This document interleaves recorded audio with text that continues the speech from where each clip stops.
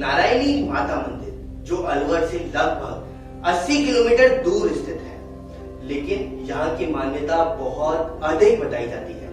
यहाँ पर सदैव गर्म पानी भी आपको देखने को मिलेगा और लोग वहां पर आते हैं, उस गर्म पानी के अंदर स्नान करते हैं और उससे उनकी सभी बीमारियां भी दूर होती हुई नजर आती हैं। लेकिन आप सभी को इस मंदिर के पीछे का रहस्य आखिरकार है तो है क्या, उस बारे में आज मैं आप सभी को अवगत कराने जा रहा हूँ, क्योंकि नारायणी माता मंदिर बहुत प्रसिद्ध मंदिर है और कई वर्षों से इस मंदिर की मान्यता भी बताई जाती है।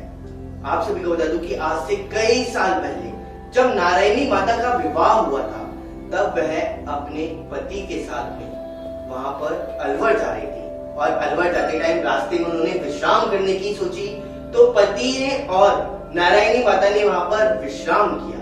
उन्होंने वहां पर एक बड़ के पेड़ के नीचे विश्राम किया, लेकिन उस बड़ के पेड़ के नीचे उनके पति को सर्प ने डस लिया, जिससे उनकी मौत हो गई। जब माता वहां पर उस पति को देखती है कि उनकी मौत हो जाती है, तब वह वहां पर लकड़ियां इकट्ठी करती है और उसके बाद में वहां पर जब एक ग्वाला जा रहा होता है, तब उसको कहती है कि आप इसमें अग्नि दे दीजिएगा, और जब उस ग्वाले से उसकी अंतिम इच्छा पूछी गई, तो उस ग्वाले ने बताया कि यहाँ पर पानी की समस्या सबसे अधिक बताई जाती है। और इस पर माता ने कहा कि आप मेरी चिता की एक लकड़ी लेकर के दूर तक भागते रहना, लेकिन आप पीछे मुड़ करके मत देखना। जैसे ही आप पीछे मुड़ करके देखोगे, वैसे ही पानी रुक जाएगा आना। जी हाँ, जहां तक आप भागते हुए जाओगे वहां तक पानी बहता रहेगा, और जैसे ही आपने पीछे मुड़ के देखा, वैसे ही पानी रुक जाएगा। लेकिन यह पानी आखिरकार कितना लंबा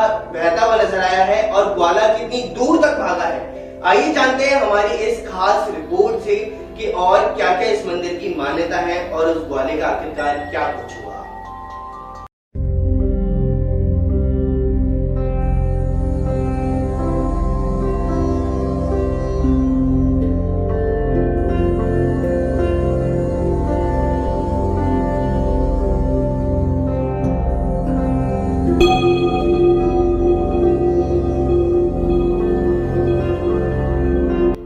नारायणी माता मंदिर राजस्थान के अलवर शहर से लगभग 80 किलोमीटर दूर अरावली की पहाड़ियों में सरिस्का राष्ट्रीय अभियान के पास में है।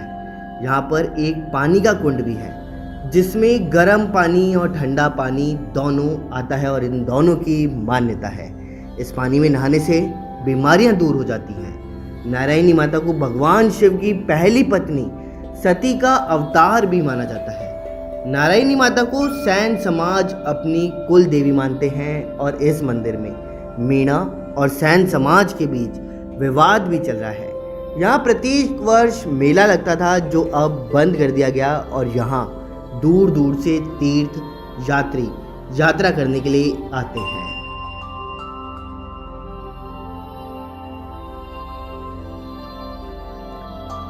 करौली जिले में नारायणी माता का जन्म हुआ और अलवर के राजौरगढ़ गांव में माता का विवाह हुआ है। विवाह के पश्चात जब माता अपने पति के साथ ससुराल जा रही थी, तब रास्ते में एक बड़ के पेड़ के नीचे दोनों जनों ने विश्राम करना चाहा। तभी एक सांप ने माता के पति को डस लिया और उनकी मृत्यु हो गई। नारायणी माता भगवान शिव की पहली पत्नी सती का अवतार भी मानी जाती हैं, और माना तो यह भी जाता है कि जब नारायणी माता पहली बार ससुराल जा रही थी, तब सांप ने उनके पति को काट लिया, जिससे उनके पति की मृत्यु हो गई और नारायणी माता अपने पति के साथ सती भी हो गई, और उसके पश्चात नारायणी माता के मंदिर की स्थापना भी की गई है।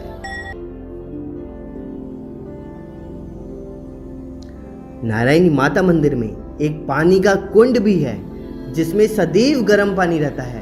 ग्रामीणों की ऐसी मान्यता है कि इस कुंड में नहाने से बीमारियां दूर हो जाती हैं। कुंड में गर्म पानी के पीछे की कहानी आखिरकार क्या है? जब नारायणी माता सती होने के लिए लकड़ियां जुटाने में लग गईं, उन्हें एक ग्वाला दिखाई दिया, तो उन्होंने चिता के लिए लकड़ी देने की गुजारिश की। तो ग्वाले ने उनको लकड़ी दे दी और माता ने कहा कि आपका मेरे ऊपर एहसान है, आप कुछ मांगना चाहते हो तो मांग लो। ग्वाले ने कहा, आप इस स्थान के लिए एक वरदान दे जाइए। यहाँ पानी की समस्या है और नारायणी माता ने उन्हें वरदान दे दिया। मेरी चिता की लकड़ी लेकर आगे की ओर बढ़ते जाओ, पीछे मुड़कर मत देखना, पीछे मुड़ते ही पानी रुक जाएगा। ग्वाला आगे की ओर बढ़ता गया। उसे माता की चिंता हुई तो उसने पीछे मुड़कर देखा और पानी वहीं पर रुक गया और गांव वालों ने उस स्थान पर मंदिर की स्थापना कर दी। आज भी यहाँ एक कुंड में से गर्म पानी बहता रहता है।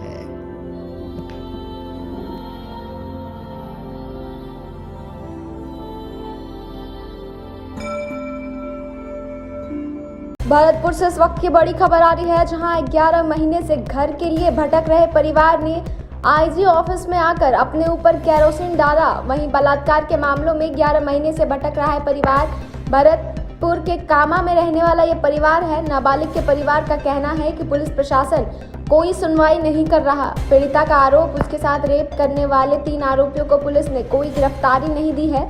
एक आरोपी को पुलिस पहले ही गिरफ्तार कर चुकी है।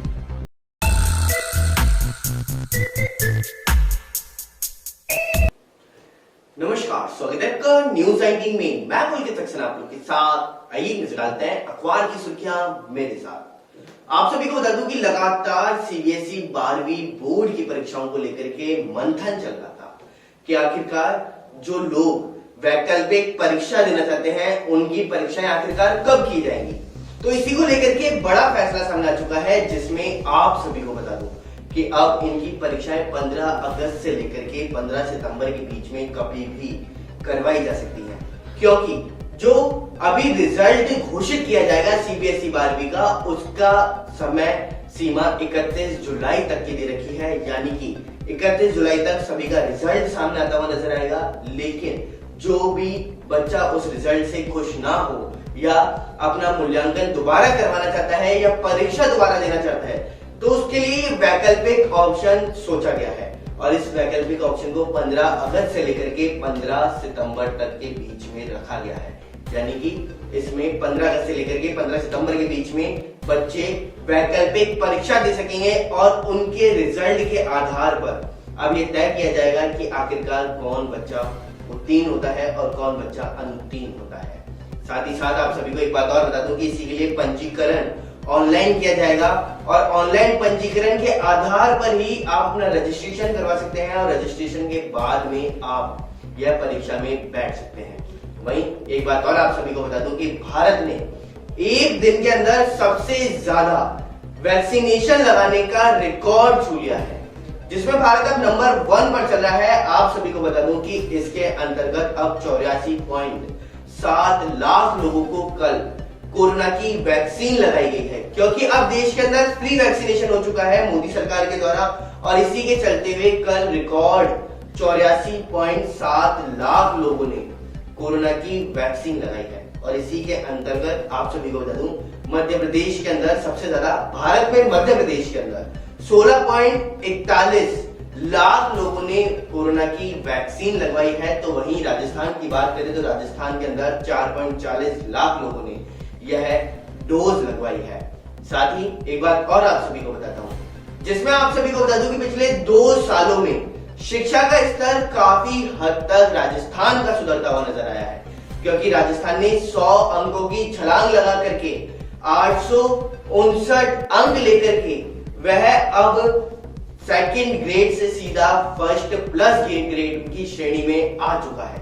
जी हाँ, वह अब सीधा 100 अंकों की छलांग लगा चुका है पढ़ाई के अंदर और शिक्षा के अंदर। वहीं आप सभी को बता दूं कि 859 अंक लेकर के राजस्थान अब फर्स्ट प्लस ग्रेड के अंदर शामिल हो चुका है, जिससे अब शिक्षा का स्तर राजस्थान का काफी बढ़ता हुआ नजर आ रहा है।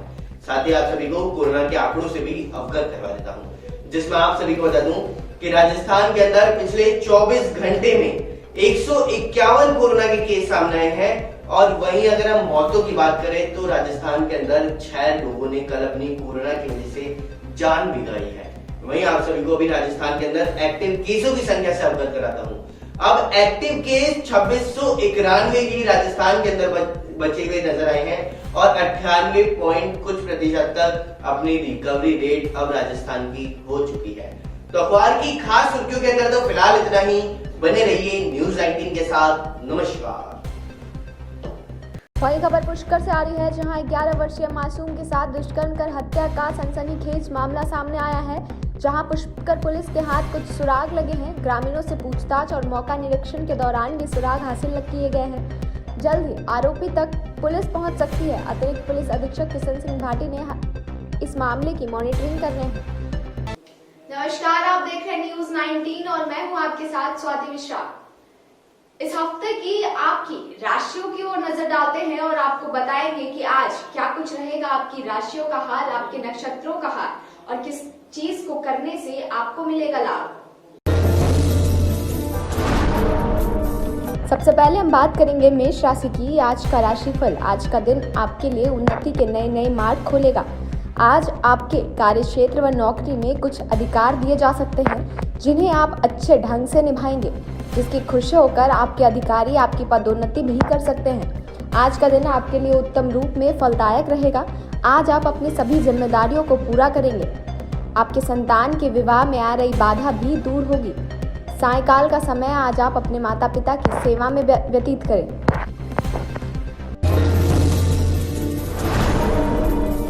आगे बात करते हैं वृष राशि की। तो आज का दिन कुछ भागदौड़ भरा रह सकता है। आज आप अपने घर व परिवार के सभी कार्यों को निपटाने में व्यस्त रहेंगे। सायंकाल के समय किसी भी अनुभवी व्यक्ति से मुलाकात हो सकती है, लेकिन आपको अपने स्वास्थ्य के प्रति सचेत रहना होगा।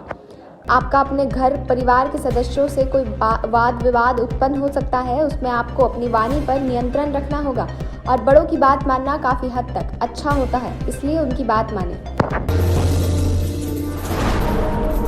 अब बात करते हैं मिथुन राशि की। तो आज का दिन आपके लिए सुखद परिणाम लेकर आएगा। ऑफिस में आपको सम्मान प्राप्ति हो सकती है। आज आप अपने पुराने कर्ज को चुकाने में सफल रहेंगे, जिसमें परिवार के सदस्य आपकी मदद करेंगे, जिससे पारिवारिक एकता बढ़ेगी। सामाजिक व धार्मिक क्षेत्र में आज आपकी गति बढ़ती दिख सकती है। आज आप अपनी माताजी को कोई उपहार भेंट कर सकते हैं, जिसमें उन्हें खुशी होगी। ससुराल पक्ष में भी आज आपको धन्यवाद मिलता दिखाई दे सकता है। बात करते हैं कर्क राशि की। तो आज का दिन आपके लिए मिश्रित परिणाम लेकर आएगा। राजनीतिक व सामाजिक क्षेत्र में भी आज आपको अच्छी सफलता प्राप्त होगी।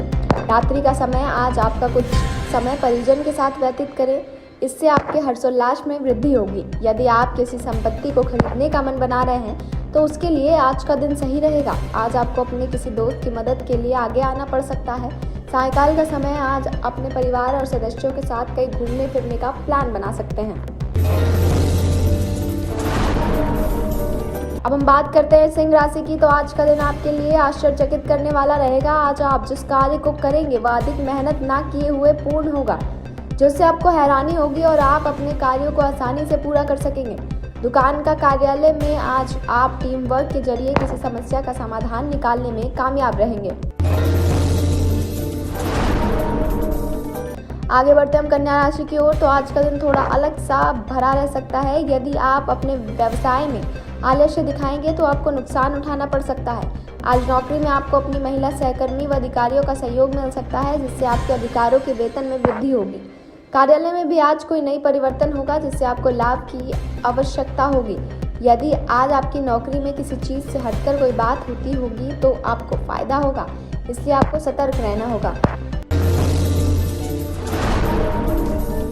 बात करते तुला राशि की। तो आज का दिन आपके लिए उत्तम फलदायक रहेगा और आज आपकी किसी प्रभावशाली व्यक्ति से मुलाकात हो सकती है, जिससे आपको अपने बिजनेस में फायदा होगा। किसी न कार्य की शुरुआत करने से पहले संवैधानिक और तकनीकी पहलुओं पर गंभीरता से विचार करें, नहीं तो आपको नुकसान उठाना पड़ सकता है। आज आप अपने घर में पुराने लंबे समय से रुके हुए कार्य को पूरा करने की कोशिश करेंगे, जिसमें आपको सफलता प्राप्त होगी। अब हम बात करते हैं वृश्चिक राशि की। तो आज का दिन आपके लिए उन्नति के अनुकूल परिणाम लेकर आएगा। आज आपको हर कार्य में खुशी का अनुभव होगा, क्योंकि आज आप जिस कार्य में हाथ डालेंगे उसमें आपको सफलता प्राप्त होगी। आगे बढ़ते हैं धनु राशि की ओर। तो आज का दिन आपके लिए मिला जुला रहेगा। आज आप अपने घरेलू सामानों की खरीदारी में कुछ धन व्यय करेंगे, जिससे आपको आय और व्यय दोनों में संतुलन बनाए रखना होगा, नहीं तो आपकी आर्थिक स्थिति को बिगाड़ सकता है। आज आप कर्जे से मुक्त हो जाएंगे। वहीं कार्य क्षेत्र में आज आपके सुझावों का स्वागत भी होगा। वहीं हम बात करें मकर राशि की, तो आज का दिन आपके लिए निश्चित परिणाम लेकर आएगा। आपके परिवार में अपने भाई व बहन के विवाह का प्रस्ताव मंजूर हो सकता है, जिससे परिवार के सदस्य में खुशी की लहर दौड़ेगी। यदि आज आपका कोई रिश्तेदार आपसे उधार मांगे तो सोच विचार कर दे, क्योंकि यह धन बाद में आपके रिश्ते में दरार डाल सकता है। वहीं अब बात करते हैं कुंभ राशि की, तो आज का दिन आपके लिए सामान्य रहेगा। आज आप धार्मिक कार्यों में बढ़ चढ़कर हिस्सा लेंगे और उसमें आप कुछ व्यय भी कर सकते हैं। राशिफल में आज के लिए बस इतना ही। देश और दुनिया की तमाम खबरों के लिए देखते रहिए न्यूज़ 19। वहीं वन कर्मियों पर खनन माफिया का हमला। खनन माफिया का जेसीबी से जानलेवा हमला। रात्रि गश्त कर रहे थे वन कर्मी। दौसा में बसवा के जाजीरामपुरा गांव की यह घटना बताई जा रही है, जहां लाठी सरिये से हमला किया गया। 2 वनकर्मी घायल हो गए, एक को गंभीर चोटें आई हैं। Good morning and welcome to News 19. Let's have a quick look on big news so far. On the occasion of Yoga Day, the Chief Minister said that yoga has been included in the curriculum of students from class 1 to 10 in order to make yoga an integral part of every person's life. On this occasion, Haryana Yoga Commission Chairman Dr. Jabir Arya got yoga practiced in a program organized at the Chief Minister's residence, which was broadcasted live across the state.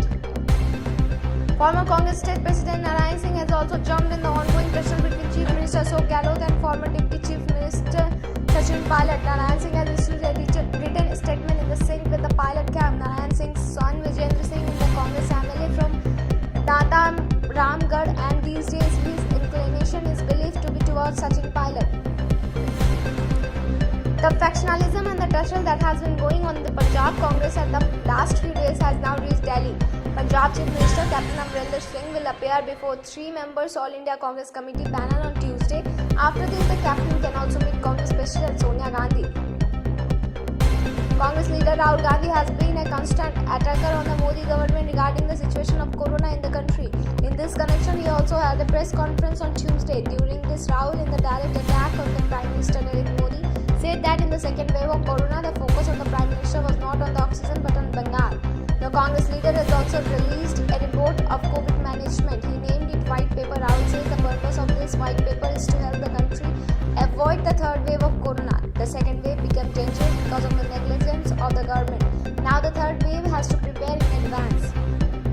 Prime Minister Narendra Modi is scheduled to meet the leader of political parties of Jammu Kashmir on June 24th. Earlier on Tuesday, the political parties of Kashmir has been called a meeting of Gupkar Alliance. It will include leaders of 6 parties led Farooq Abdullah's National Conference, Bahuwa Mufti's People Democratic Party. The meeting is scheduled to take place at Farooq Abdullah's house. In this, it can be discussed whether or not the Prime Minister will attend the meeting. That's all for today. For further updates, stay tuned with News 19.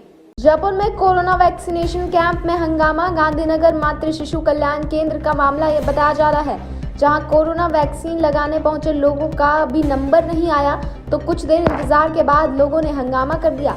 इस दौरान medical staff से हाथापाई तक की नौबत आ गई। हालात बिगड़ते देख लोगों को केंद्र से बाहर कर चैनल गेट बंद करना पड़ा। लोगों का आरोप है कि स्लॉट आवंटन के बावजूद उन्हें वैक्सीन नहीं लगाई गई। नमस्कार, स्वागत है आपका न्यूज़ 19 में और मैं हूं आपके साथ स्वाति मिश्रा। आइए अब तक की तमाम बड़ी खबरों की ओर नजर डालते हैं फटाफट अंदाज में। पुष्कर मामले पर सतीश पूनिया का बयान। सतीश पूनिया ने कहा, सरकार का इकबाल खत्म हुआ। इस प्रकार की घटनाएं समाज को परेशान करती हैं। अपनी जिम्मेदारी से मुख्यमंत्री गृह मंत्री बच नहीं सकते। उपनेता प्रतिपक्ष राजेंद्र राठौर का भी बयान सामने आया है। लोमहर्षक घटना, एक मासूम को पत्थर से कूट कर मार दिया जाना दुर्भाग्यपूर्ण है। राजस्थान रेगिस्तान बन चुका है। आम आदमी ऐसी घटनाओं से बेहद त्रस्त है। बलात्कार की दृष्टि से राजस्थान प्रथम स्थान पर आ चुका है। जैसलमेर के मोहनगढ़ पुलिस थाने के हेड कांस्टेबल ने की आत्महत्या। अपने आवास पर फांसी लगाकर की आत्महत्या। फिलहाल आत्महत्या के कारणों का पता नहीं चल पाया है। जिले के रामगढ़ कस्बे का निवासी भजन लाल है मृतक। अजमेर में नर्सिंग कर्मियों ने किया 2 घंटे का कार्य बहिष्कार। अपनी लंबित मांगों को लेकर किया गया विरोध प्रदर्शन। इमरजेंसी वार्ड के बाहर किया विरोध प्रदर्शन। जल्द मांगे पूरी करने की मांग। 10 यूटीबी नर्सेस को हटाने का कर रहे हैं विरोध। जल्द इन्हें नियुक्ति देने की भी मांग कर रहे हैं। जोधपुर में बीएसएफ कांस्टेबल भर्ती धांधली। बीएसएफ कांस्टेबल भर्ती में धांधली। अभ्यर्थियों के पुनः स्वास्थ्य जांच के चलते लिए गए रुपए। बीएसएफ की रिपोर्ट पर सीबीआई की जांच। एक अभ्यर्थी के फॉर्म पर मिले अकाउंट नंबर। स्वास्थ्य परीक्षण बोर्ड में शामिल डॉक्टरों के जालंधर बैंक का खाता नंबर निकला। 4 लाख रुपए जमा इस खाते में। पड़ताल में एक अभ्यर्थी के फोन से ट्रांजैक्शन होने की बात भी सामने आई है। पुष्कर में 11 वर्षीय मासूम के साथ बलात्कार के बाद हत्या। पुष्कर के निकट एक ही गांव में पहाड़िया में मिला शव। मंगलवार रात पुष्कर पुलिस ने शव कब्जे में लेकर जांच शुरू की। ग्रामीणों में आक्रोश। अज्ञात आरोपी को जल्द गिरफ्तार करने की उठाई जा रही है मांग। उदयपुर में फूड पॉइजनिंग का मामला। अभी भी हॉस्पिटल में मरीजों के आने की क्रम जारी। कल शाम से अब तक 150 मरीज पहुंच चुके हैं। हॉस्पिटल अलग अलग वार्डों में भर्ती किया जा रहा है। चिकित्सकों की विशेष टीम को किया गया है तैनात। सभी की स्थिति बताई जा रही है खतरे से बाहर। पंजाब कांग्रेस के पिछले कुछ दिनों से जारी गुटबाजी और खींचातान अब दिल्ली तक पहुंच गई है। पंजाब के मुख्यमंत्री कैप्टन अमरिंदर सिंह मंगलवार को ऑल इंडिया कांग्रेस कमेटी के 3 सदस्यीय पैनल के सामने पेश होंगे। इसके बाद कैप्टन कांग्रेस अध्यक्ष सोनिया गांधी से मुलाकात कर सकते हैं। पंजाब कांग्रेस में कलह के 3 कारण बताए जा रहे हैं, जिसमें से पहला कारण है कैप्टन अमरिंदर और नवजोत सिंह सिद्धू के बीच बयानबाजी। दूसरा, 2 विधायकों के बेटों को नौकरी के फैसले से भी कलह बढ़ गई है। वहीं सिद्धू की बयानबाजी के बाद विरोधी गुट के नेता एक्टिव हो गए हैं। Uttar Pradesh anti terrorist squad ने सोमवार को 2 मौलानाओं को जहांगीर और उमर गौतम को लखनऊ स्थित एक बड़े मुस्लिम संस्थान से पकड़ा है। ये लोग बड़े पैमाने पर यूपी में हिंदुओं को बरगलाकर उनका धर्म परिवर्तन करा रहे थे। इनसे पूछताछ में अब एक और बड़ा खुलासा हुआ है। सूत्रों का कहना है कि कट्टरपंथी संगठन पॉपुलर फ्रंट ऑफ इंडिया का सोशल फेस बनाकर काम करने वाली social democratic party of India यानी ये तीनों संगठन एक ही है। ये लोग मिलकर हिंदू छात्रों, महिलाओं, मूकबधिर और गरीब लोगों का धर्म परिवर्तन करा रहे थे। इसके लिए पाकिस्तान की खुफिया एजेंसी ISI समेत कई इस्लामिक देशों से फंडिंग भी जुटाया जा रहा था। यह भी सामने आया है कि दोनों मौलाओं ने कानपुर और गुड़गांव के 2 छात्रों को बलगलाकर उनका धर्म परिवर्तन कराया। इस बात की भनक बच्चों के घर वालों को तक नहीं लगी। दोनों बच्चों की दीनी पढ़ाई के लिए दक्षिण भारत भेजा गया था और जब सिकंदर का था तो इस्लामिक दावा सेंटर को खड़ा कर दिया गया। मुख्यमंत्री अशोक गहलोत और पूर्व डिप्टी सीएम सचिन पायलट के बीच खींचतान में अब पूर्व कांग्रेस प्रदेश अध्यक्ष नारायण सिंह भी कूद पड़े हैं। नारायण सिंह ने पायलट खेमे में सुर मिलाते हुए लिखित बयान जारी किया। नारायण सिंह के बेटे वीरेंद्र सिंह दाता रामगढ़ से कांग्रेस विधायक है। इन दिनों उनका झुकाव सचिन पायलट की तरफ माना जा रहा है। नारायण सिंह के ताजा बयान के कांग्रेसी खेमे में फिर हलचल हो गई है। नारायण सिंह ने कहा कि कांग्रेस के कार्यकर्ताओं और नेताओं ने खूब मेहनत करते हुए अपना पसीना बहाया है, तब प्रदेश में कांग्रेस की सरकार बनी है। इसलिए आवश्यकता इस बात की है कि प्रदेश स्तर और जिला स्तर पर कांग्रेस कार्यकर्ताओं को सत्ते में भागीदारी दी जाए। आज के इस बुलेटिन में बस इतना ही। देश और दुनिया की तमाम खबरों के लिए देखते रहिए न्यूज़ 19। वहीं राजधानी जयपुर से एक और बड़ी खबर सामने आ रही है, जिसमें आप सभी को बता दूं कि सिविल लाइंस विधानसभा क्षेत्र के विधायक और राजस्थान सरकार के कैबिनेट मंत्री प्रताप सिंह खाचरियावास आज अपने विधानसभा क्षेत्र के वार्ड नंबर 31 शास्त्री नगर के दौरे पर पैदल घूमकर विकास कार्यों का जायजा एवं क्षेत्र की समस्याओं का समाधान कर रहे हैं। साथ ही स्थानीय जनता से सीधे रूबरू भी हो रहे हैं। सरकारी अधिकारी, नगर निगम, JDA, बिजली, पानी आदि के अधिकारी भी दौरे पर शामिल हैं। देखिए, कोरोना संकट में लॉकडाउन के बाद लोगों के बीच में जाकर मौत की दहशत मिटने के बाद अब जिंदगी को पटरी पर लाने का वक्त है। इसलिए घरों पर लोगों से मुलाकात करना, विकास कार्य देखना हमारी जिम्मेदारी है। फुटपाथ पर काम करने वाला, ऑटो रिक्शा वाला, रिक्शा वाला, टांगे वाला, जो मेहनतकश मजदूर है, उनके बीच में कच्ची बस्तियों में हम घूम रहे हैं और यही देख रहे हैं कि हालात क्या है। जिंदगी को पटरी पर लाने के लिए सारे विभाग के अधिकारी मेरे साथ है। सारा काम हमने शुरू किया, जल्दी जिंदगी पटरी पर लौटेगी। मैं सबसे रिक्वेस्ट करूंगा, सियासी बयानबाजी का वक्त नहीं है, बीजेपी कांग्रेस के लड़ने का वक्त नहीं है, पॉलिटिकल लड़ाई लड़ने का वक्त नहीं है। लोगों की मदद करके सेवा के जरिए जिंदगी को पटरी पर लाने का वक्त है। कोरोना संकट में हर नेता का, हर जनप्रतिनिधि का, हर पार्टी के जनप्रतिनिधि का, सबकी जिम्मेदारी है अनाथ बच्चों की मदद करना, डेवलपमेंट करना, जिंदगी को पटरी पर लाने के लिए काम करना। ये जो राजनीतिक बयानबाजी हम देते हैं उसमें लोगों का इंटरेस्ट नहीं है, लोगों का काम में इंटरेस्ट है। चलिए अभी रुक करते हैं राजधानी जयपुर की ओर, जहां पर आप सभी को बता दूं कि राजधानी जयपुर के अंदर लगातार भू माफियाओं का आतंक जारी है और ऐसा ही एक मामला आज जोन 10 आगरा रोड से सामने आ रहा है, जहां पर आप सभी को बता दूं कि सरकारी नाले पर कब्जा किया हुआ है और इसकी शिकायत पिछले 5 दिन से की जा रही है, लेकिन अभी तक इस पर कोई भी कार्यवाही अमल में नहीं लाई गई। आखिरकार इसके अंदर किसका हाथ है और इस ओर ध्यान क्यों नहीं दिया जा रहा जेडीए के द्वारा? आइए जानते हैं हमारी इस खास रिपोर्ट से। जयपुर विकास प्राधिकरण में लगातार 5 दिन से शिकायत करने के बावजूद भी आम जनता का समस्या का समाधान नहीं मिल पा रहा है। आखिरकार इसके पीछे क्या है वजह? किसके इशारे पर यह सरकारी नाले पर कब्जा किया जा रहा है? ऐसा ही मामला जोन 10 आगरा रोड जयपुर की खसरा नंबर 488 राजेश टोयोटा के सामने सूरज बॉडी जिम के पास में देखने को मिल रहा है, जहां पर भूमाफियाओं द्वारा सरकारी नाले पर कब्जा किया जा रहा है, जिसकी शिकायत लगातार जेडीए में होने के बावजूद भी जेडीए जोन प्रवर्तन अधिकारी द्वारा भूमाफियाओं के खिलाफ अभी तक कोई भी कार्यवाही नहीं की गई है। ना ही जेडीए द्वारा अतिक्रमण को तोड़ा गया और zone 10 Agra road ecological zone है, जहां पर निर्माण करने पर पूरी तरह से कोर्ट द्वारा रोक लगाई गई है, लेकिन कोर्ट के नियम कानूनों की खुलेआम धज्जियां उड़ते हुए भूमाफिया नजर आ रहे हैं। और अब देखने की बात तो यह है कि जेडीए के उच्च अधिकारी द्वारा भूमाफियाओं के खिलाफ कार्यवाही की जाती है या फिर नहीं। इसी खबर पर ज्यादा जानकारी के लिए हमारे संवाददाता से वहां के आम नागरिक की बातचीत हुई है। आइए नजर डालते हैं कि आखिरकार किस प्रकार इस मामले को आम नागरिक देख रहे हैं।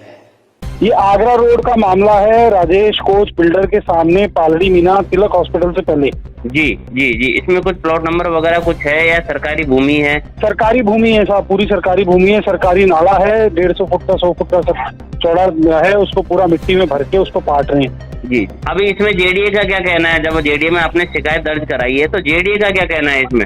सर जेडीए का अभी तक कोई जवाब नहीं आया। हमने 18 तारीख को जेडीए के अंदर विज्ञप्ति दी थी, मुख्य आयुक्त को भी दी थी और परिवर्तक आयुक्तों को भी दी थी। तो उनकी तरफ से अभी कोई कार्रवाई नहीं हुई है। जॉन प्रवर्तन अधिकारी श्रीनिवास जांगिड़ जी का क्या कहना है इसमें? सर अभी तक कोई इनसे कार्रवाई नहीं हुई, कोई मुलाकात नहीं हुई। इनको खाली एप्लीकेशन दी हुई है, आज 5 दिन हो गए, इनकी कोई तरफ से कोई कार्रवाई नहीं हुई। यानी जेडीए में अभी तक आपकी कोई सुनवाई नहीं, 5 दिन से लगातार शिकायत दर्ज करवाने के बावजूद भी? जी सर। जी, अब अपन इसको कैसे साबित करेंगे? आप कैसे साबित करना चाहते हैं कि ये 100 फीट का नाला है या 150 फीट का नाला है? सरकारी रिकॉर्ड के अंदर है साहब। इसको पटवारी को बुला के आप उससे नक्शे मंगवा के निकलवा लेंगे, कोई भी बता देगा ये।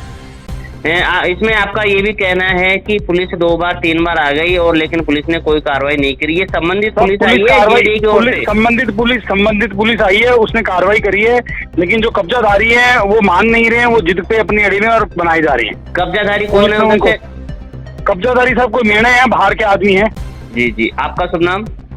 पंकज गनेरीवाल। जी पंकज जी, मैं आपसे ये कह रहा हूँ कि बिल्कुल ये 5 दिन से आप जेडीए में लगातार शिकायतें कर रहे हैं। जेडीए में लिखित में भी आपने शिकायत दी है, लेकिन अभी तक जेडीए की ओर से उच्च अधिकारियों ने अभी तक आपको कोई भी संतोषपूर्वक जवाब नहीं दिया, ये आपका कहना है? नहीं दिया, बिल्कुल साहब, बिल्कुल साहब। जी जी जी, तो इसमें अभी पड़ोसियों का क्या कहना है? या आप पड़ोस में रहते हैं या कैसे क्या? बिल्कुल साहब, मैं पड़ोस में रहता हूँ। पड़ोसियों का कहना है कि साहब ये नाला तो हमारा है और हम कब्जा करेंगे, देखते हैं हमें कौन रोकेगा। धमकाते हैं, डंडा मारते हैं, इनको रोकते हैं काम करने से। तो ये इनका कहना है। इसमें कहीं लेन देन की बात भी अगर ये कह रहे हैं कि भाई उच्च अधिकारियों को?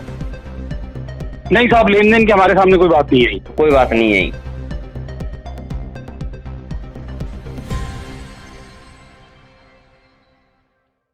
वही खबर पुष्कर से आ रही है, जहां पुष्कर मामले पर सतीश पूनिया का बयान आया है। आपको बता दें कि सतीश पूनिया ने कहा कि सरकार का इकबाल खत्म हुआ। इस प्रकार की घटनाएं समाज को परेशान करती हैं, उद्वेलित करती हैं। अपनी जिम्मेदारी से मुख्यमंत्री गृह मंत्री नहीं बच सकते।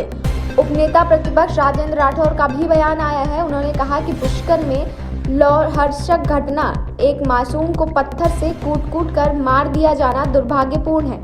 राजस्थान रेगिस्तान बन चुका है। आम आदमी ऐसी घटनाओं से बेहद त्रस्त है। बलात्कार की दृष्टि से पहले स्थान पर पहुंच चुका है राजस्थान। नमस्कार, स्वागत है आपका हमारा हरियाणा बुलेटिन में और मैं हूं आपके साथ स्वाति मिश्रा। आइए हरियाणा की तमाम बड़ी खबरों की ओर नजर डालते हैं। हरियाणा के अंबाला कैंट में एक महिला लेफ्टिनेंट भारतीय वायुसेना के स्क्वाड्रन लीडर पति की मारपीट से इस कदर टूट गई कि उसने जान देना मुनासिब समझा। सोमवार को उन्हें ससुराल में ही फंदा लगाकर खुदकुशी कर ली। मृतका के पिता और भाई ने उसके पति पर दहेज के लिए बेटी की हत्या करने का आरोप लगाया। पुलिस ने सबको कब्जे में लेकर जांच पड़ताल शुरू कर दी है। रेजिमेंट चौकी इंचार्ज कुशलपाल ने बताया कि मृतका की पहचान लेफ्टिनेंट साक्षी के रूप में हुई है। उसके पति का नाम नवनीत है। दिल्ली निवासी साक्षी के पिता ने बताया कि साक्षी अक्सर उसे नवनीत द्वारा मानसिक व शारीरिक रूप से प्रताड़ित किए जाने की बात बताती है। दिसंबर 2020 में नवनीत ने साक्षी के साथ मारपीट की थी, लेकिन तब मामला सुलझ गया था। बीती रात भी साक्षी का फोन आया और उसने बताया कि नवनीत ने फिर उसके साथ मारपीट की। इसके बाद फोन आया तो पता चला कि साक्षी की मौत हो गई है। वह फंदे पर झूलती मिली। इस बात का पता लगते ही साक्षी के पिता और भाई मौके पर पहुंचे। उन्होंने नवनीत पर साक्षी की हत्या का आरोप लगाया है। हरियाणा बिजली वितरण निगम की भेजे गए बिजली के बिल उपभोक्ताओं को तगड़ा झटका दे रहे हैं। निगम की तरफ से बगैर रीडिंग लिए एवरेज आधार पर दिए गए बिलों में न केवल त्रुटियां अपितु अंधेरगर्दी की भी हद पार करती है। शहर के सेक्टर 5 में एक दुकानदार को निगम ने 64 लाख रुपए का बिल भेजा है। इसके बाद दोबारा बिल चेक किया तो वही बिल सुधारने की बजाय 65 लाख कर दिया गया। पीड़ित उपभोक्ता परेशान है, लेकिन निगम की तरफ से कोई गलती सुधारी नहीं जा रही। शहर के सेक्टर 5 के दुकानदार संदीप कुमार के समय होश उड़ गए जब उन्हें अपना बिजली का बिल देखा। सोनीपत मुरथल रोड पर कच्चे रास्ते पर बीती रात एक युवक की हमलावरों ने पीट कर हत्या कर दी। युवक के सिर पर शरीर में करीब 16 चोट के निशान हैं। अंदेशा है कि युवक को जहर पिलाया गया है। सुबह पुलिस मामले के लावारिस लाश कर रही थी, लेकिन पोस्टमार्टम के बाद पता चला कि युवक की हत्या की गई है। पुलिस ने घटनास्थल की जांच की, लेकिन मौके पर कोई भी सबूत नहीं मिला। पुलिस ने मामले में हत्या का केस दर्ज कर लिया है। मृतक की देर शाम तक पहचान नहीं हो सकी थी। पुलिस ने शिनाख्त के लिए आसपास एरिया में लोगों को मृतक की फोटो दिखाई। मुरथल सदर थाना व अन्य जगह पर इस बारे में मैसेज भेजा। सेक्टर 27 थाना पुलिस को सुबह सूचना मिली कि एक युवक जिसकी उम्र करीब 24 वर्ष है, उसका शव मुरथल रोड में 15 फीट अंदर कच्चे रास्ते पर मिला है। वहां पर एक क्रेशर भी है। पुलिस तुरंत मौके पर पहुंची। डॉक्टर ने शव का पोस्टमार्टम किया तो मृतक के सिर व पिछले भाग में चोट के निशान मिले। बताया जा रहा है कि इन चोटों के कारण युवक की मौत हुई है। प्रदेश में गठबंधन सरकार के नेताओं को रोज किसानों के विरोध का सामना करना पड़ रहा है। प्रदेश में 5 जिलों में सोमवार को किसानों ने भाजपा जजपा नेता के काले झंडे दिखाकर प्रदर्शन किया। इसके चलते अम्बाला में ग्रीवास कमेटी की बैठक को टालना पड़ा। यहाँ कांग्रेस के भारी विरोध के चलते शिक्षा मंत्री कंवरपाल गुर्जर भी नहीं पहुंच पाए। सिरसा में CDLU में चौधरी देवीलाल की प्रतिमा का अनावरण करने एवं दुष्यंत के खिलाफ 5 घंटे नाराबाजी होती रही। सिरसा में एक ही गांव में मुख्यमंत्री की फोटो पर कालिख पोत दी गई। हरियाणा में देश का पहला आयुष विश्वविद्यालय स्थापित किया गया। मुख्यमंत्री मनोहर लाल खट्टर ने बताया कि प्रदेश में 407 आयुष औषधालय में बैलेंस है, जिसका उद्घाटन कल योग दिवस के अवसर पर किया गया। आज के इस बुलेटिन में बस इतना ही। देश और दुनिया की तमाम खबरों के लिए देखते रहिए न्यूज़ 19। दौसा जिले के लालसोट में एसीबी की बड़ी कार्रवाई। 25,000 की घूस लेते हुए पटवारी को ट्रैप किया गया है। आपको बता दें कि एसीबी ने पटवारी को हिरासत में ले लिया। पट्टी किशोरपुरा में कार्यरत है हल्का पटवारी विक्रम सिंह राठौर। एसीबी लालसोट थाने में पटवारी से पूछताछ कर रही है। फिलहाल अभी कोई मामले का पूरा खुलासा नहीं हो पाया है। कोरोना की तीसरी लहर को लेकर आशंकाएं जताई जा रही है कि इस बात का सबसे ज्यादा असर बच्चों पे देखने को मिलेगा, जिसके बाद आज स्वास्थ्य मंत्री रघु शर्मा ने बच्चों के सबसे बड़े अस्पताल जेके लॉन का निरीक्षण किया। कोरोना की दूसरी लहर के बाद से ही स्वास्थ्य व्यवस्थाओं को लेकर सवाल उठने लगे हैं। ऐसे में अगर तीसरी लहर आई तो फिर इसे संभालना मुश्किल होगा। आशंका है कि तीसरी लहर का सबसे अधिक असर बच्चों पर होगा। राजस्थान में सबसे बड़े बच्चों के अस्पताल जेके लॉन में कोरोना की तीसरी लहर से निपटने की तैयारी देखने के लिए सोमवार को चिकित्सा मंत्री डॉक्टर रघु शर्मा ने दौरा किया। जेके लॉन में बेड से लेकर वेंटिलेटर तक तैयारियों की भी पड़ताल की। पड़ताल में आया कि जेके लॉन में बिना कोरोना की NICU, PIU के बेड फुल हैं। ऐसे में तीसरी लहर के लिए अलग से इंतजाम नहीं हुए हैं तो हालात गंभीर हो सकते हैं। जेके लॉन के 160 बेड की नियोनेटल ICU में MRI, CT स्कैन जांच सुविधा और नियोनेटोलॉजिस्ट तक नहीं है। बच्चों के लिए विशेष तरह का मास्क और एम्बुलेंस की सुविधा भी अभी दूर है। कोरोना सैंपल के लिए भी मशक्कत करनी पड़ती है। सुविधा विकसित नहीं होने पर बच्चों की जिंदगी खतरे में है। जितने बच्चों के अस्पताल हैं उनको हम स्ट्रेंथन करें, वहाँ पे जितनी ज़रूरत है उतनी फैसिलिटीज़ हम डेवलप करें। उसी कड़ी में आज मैं यहाँ जेके लॉन अस्पताल जो राजस्थान का सबसे बड़ा अस्पताल है बच्चों का, यहाँ मैं आया हूँ और यहाँ पे 800 टोटल बेड हैं। अभी कुछ नए आईसीयू के बेड बन रहे हैं। करीब 1500 लीटर ऑक्सीजन की हमारे पास यहाँ सपोर्ट रहेगी। बाकी जब 200 क्रिटिकल बच्चे, तब भी जब 600 हम वहाँ कर देंगे कोविड के लिए, वो नीकू जिसको बोलते हैं, वो जो क्रिटिकल बच्चे हैं उनका ट्रीटमेंट भी यहाँ जारी रहेगा। और बाकी जो बच्चे आते हैं ट्रीटमेंट के लिए उनको हम सिटी कॉलोनी और गनगोरी वहाँ शिफ्ट कर। दौसा जिले से बड़ी खबर सामने आ रही है, जिसमें आप सभी को बता दूं कि महिला बाल विकास मंत्री ममता भूपेश सिकराय के अंदर पहुंच चुकी हैं। साथ ही विधायक कोष से उपलब्ध कराए जनरेटर्स को उन्होंने हरी झंडी भी दिखाई है। वहीं एसडीएम कार्यालय पर जनरेटर्स के ट्रक को झंडी दिखा करके उन्होंने रवाना करवाया। साथ ही साथ स्वास्थ्य केंद्रों के लिए रवाना किया जनरेटर्स की ट्रक को। तो वहीं सिकराय, मानपुर, भांडारेज, गीसगढ़, पापड़दा सीएससी भेजे गए। वहीं मंत्री एसडीएम कार्यालय परिसर में ग्रामीणों को जन सुनवाई भी की गई। आज जो विधायकों से ट्रांसफार्मर जो जनरेटर्स वितरण किए हैं, भेजे गए हैं, उसके बारे में क्या कहोगे और क्या लोगों को सुविधाएं मिलेगी क्षेत्रीय विकास में? मैं माननीय मुख्यमंत्री जी का आभार प्रकट करना चाहती हूँ कि उन्होंने चिकित्सा सुविधा के लिए सभी विधायकों को प्रेरित किया और उसी संदर्भ में मैंने अपने क्षेत्र के अंदर 5 सीएससी के अंदर आज जनरेटर सुविधा उपलब्ध कराने का यहाँ से भेजे हैं। हमारी कोशिश है कि हम सीएससी लेवल पर सारी चिकित्सा सुविधाएं उपलब्ध करा पाए, जिससे गाँव के लोगों को किसी भी प्रकार की गंभीर बीमारी हो तो इधर उधर भटकना नहीं पड़े। हमने कोविड सेंटर भी खोले हैं और आने वाले समय में भी अभी और मेडिकल फैसिलिटीज़ अपने विधानसभा क्षेत्र के अंदर लेके आएंगे। एक चिकित्सा सुविधा के आधार पे एक मॉडल विधानसभा क्षेत्र बनाने का हमारा प्रारूप है। मैं आपके माध्यम से आम जनता से निवेदन करना चाहती हूँ कि वैक्सीनेशन करवाएं, वैक्सीनेशन से परहेज नहीं करें। वैक्सीनेशन कराने से इस महामारी से बचा जा सकता है, इससे काफ़ी हद तक इससे बचाव हो सकता है। इसलिए अभी भी गाँव के अंदर वैक्सीनेशन के प्रति लोगों का रुझान कम है। मैं अपील करना चाहूँगी कि वैक्सीनेशन के प्रति अपना रुझान रखें, सब लोग आगे होकर वैक्सीनेशन लगवाएं, जिससे हम इस महामारी से बच पाए। चलिए भी रुक करते हैं सीडवा की ओर, जहां पर सदराम की बेरी के अंदर कल रिकॉर्ड वैक्सीनेशन की गई है। आइए जानते हैं वहां पर किस प्रकार से वैक्सीनेशन किया गया और कितनी मात्रा में वैक्सीनेशन किया गया है। धनौर निकटवर्ती ग्राम सदराम की बेरी के सब सेंटर पर 430 व्यक्तियों को वैक्सीन लगाई गई है। वैक्सीन लगवाने हेतु विशेष रूप से बीएलओ दिनेश खिलेरी, अध्यापक, राजकीय उच्च प्राथमिक विद्यालय सदराम की बेरी, पोकर राम, अध्यापक, राष्ट्रीय प्राथमिक विद्यालय कुम्हारों की बस्ती एवं एएनएम सांवरी बिश्नोई ने घर घर जाकर के लोगों को वैक्सीन लगवाने हेतु प्रेरित किया है। दूर दराज क्षेत्रों में जाकर के युवाओं एवं बुजुर्गों से समझाइश करके वैक्सीनेशन स्थल पर पहुंचकर वैक्सीन लगवाने के लिए जागरूकता अभियान भी चलाया है। और इस अभियान में जनप्रतिनिधि, समाज सेवी एवं मौजूद व्यक्ति के सहयोग से वैक्सीन अभियान को सफल बनाकर रिकॉर्ड वैक्सीनेशन करवाया गया।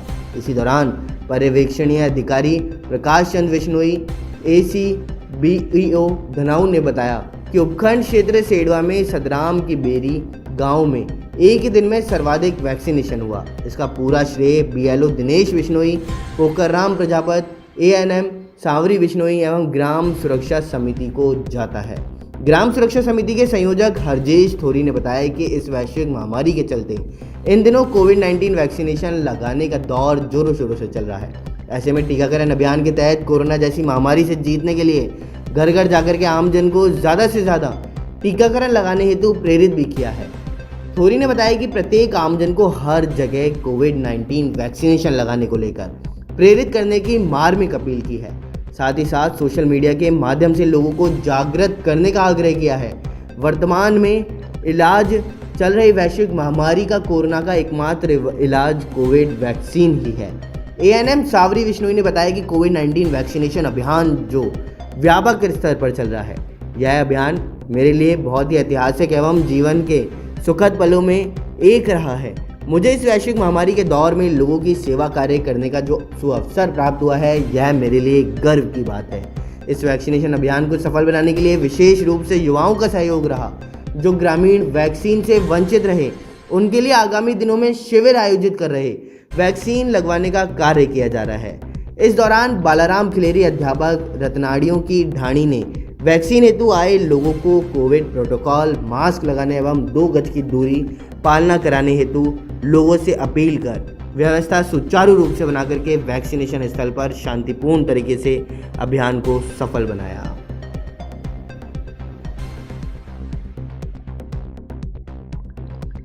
वहीं खबर जयपुर से, जहां फिर एक बार पेट्रोल डीजल के दामों में बढ़ोतरी हुई है। आपको बता दें, इस साल 54वीं बार बढ़ी है कीमतें। पेट्रोल 29 व डीजल 28 पैसे महंगा हो गया है। जयपुर में पेट्रोल 104.17 रुपये प्रति लीटर हो गया है। वहीं जयपुर में डीजल 97.27 रुपये प्रति लीटर हो गया है। वहीं खबर बांदीकुई से सामने आ रही है, जहां पर आप सभी को बता दूं कि स्वैच्छिक रक्तदान को लेकर के युवा वर्ग ने मीटिंग का आयोजन रखा। तो आइए नजर डालते हैं पूरी रिपोर्ट की ओर। बांदीकुई के अंबेडकर पार्क कुटी में आरआर फाउंडेशन बांदीकुई के तत्वाधान में विशाल स्वैच्छिक रक्तदान शिविर के आयोजन को लेकर युवा वर्ग ने मीटिंग का आयोजन किया है, जिसमें 1 जुलाई 2021 को रक्तदान शिविर का आयोजन किया जाना सुनिश्चित किया गया। संस्थापक रिंकू लालचंद ने बताया कि संगठन विगत 2 वर्षों से जरूरतमंद लोगों को ब्लड डोनेशन कर मदद कर रहा है। इस दौरान पूर्व छात्र संघ उपाध्यक्ष सुजीत सोमाड़ा ने कहा कि कोरोना महामारी में जरूरतमंदों को ब्लड नहीं मिला। इस हालत को देखकर युवा वर्ग ने निश्चय किया कि हम रक्तदान महादान को सर्वोपरि मानते हुए जरूरतमंद लोगों को हमेशा ब्लड उपलब्ध कराएंगे। उन्होंने अधिक से अधिक लोगों को जागृत कर ब्लड डोनेशन करने की बात भी कही है और सभी ने मिलकर सहयोग करने की बात रखी। तो वहीं मीरवाल जितेंद्र, प्रज्ञान देव, नारायणपुरा, प्रकाश जारवाल, महेंद्र पाडला, पंकज मीरवाल, अजय कुंदन, प्रदीप कुंडारा आदि लोग मौजूद रहे। भारतीय जनता पार्टी के प्रदेश कार्य समिति की बैठक आज पूर्व मुख्यमंत्री वसुंधरा राजे से जुड़ी। बैठक में वर्चुअल माध्यम से जुड़ी हैं वसुंधरा राजे। राज्यसभा सांसद भूपेंद्र यादव भी जुड़े हैं वीडियो कॉल के जरिए। वहीं केंद्रीय मंत्री अर्जुन राम मेघवाल और कैलाश चौधरी भी बीसी से कार्य समिति से जुड़े। नमस्कार, स्वागत है आपका न्यूज 19 में और मैं हूं आपके साथ स्वाति मिश्रा। राजस्थान सरकार ने बीजेपी के कार्यकाल से चली आ रही सरकारी स्कूलों की ड्रेस को बदलने का फैसला लिया है। गोविंद सिंह डोटासरा ने इस बात की जानकारी देते हुए बताया कि जो ड्रेस बीजेपी के कार्यकाल से चली आ रही थी उसे अब गहलोत सरकार ने बदलने का फैसला लिया है। आइए देखिए हमारी एक खास रिपोर्ट। राजस्थान की गहलोत सरकार बीजेपी के समय की सरकारी स्कूलों की यूनिफॉर्म बदलने की तैयारी कर रही है। जल्द ही 80 लाख सरकारी स्कूल की ड्रेस बदल दी जाएगी। इस बार सभी सरकारी स्कूल बच्चों को मुफ्त यूनिफॉर्म देगी। मुख्यमंत्री ने हाल ही में इसे मंजूरी दी है। अब यूनिफॉर्म में कत्थई रंग की पैंट और शर्ट भूरे रंग का है, इसको बदल दिया जाएगा। मुख्यमंत्री ने इस साल के बजट में सरकारी स्कूलों के बच्चों को मुफ्त यूनिफॉर्म देने की घोषणा की है। शिक्षा मंत्री गोविंद सिंह डोटासरा ने कहा कि स्कूल ड्रेस का रंग बदल सकता है, लेकिन नई स्कूल ड्रेस का रंग क्या होगा ये कमेटी तय करेगी।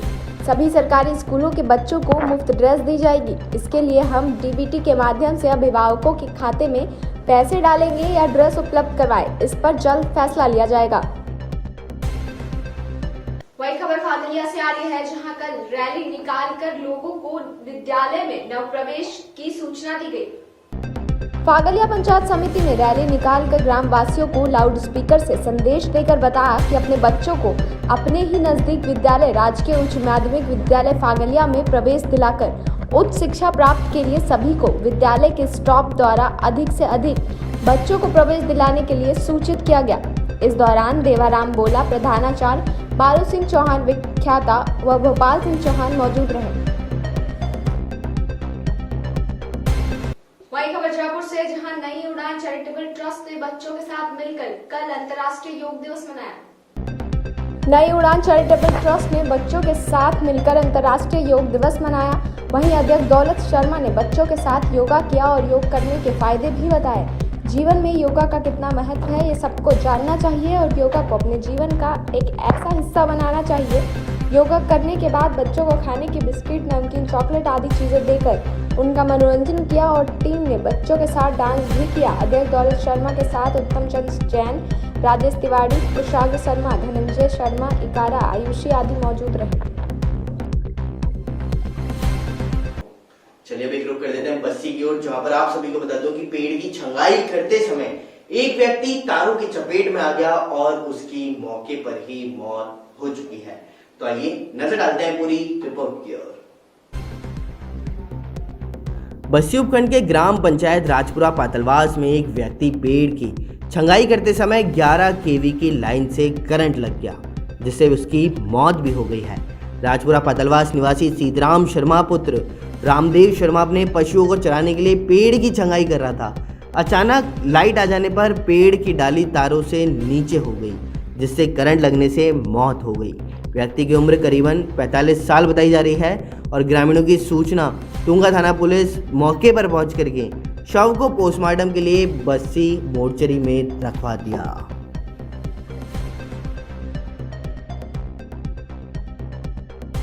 वही खबर जयपुर से आ रही है, जहां जयपुर का गांधीनगर रेलवे स्टेशन माटुंगा मुंबई के बाद पहला ऑल वुमेन स्टेशन बना है।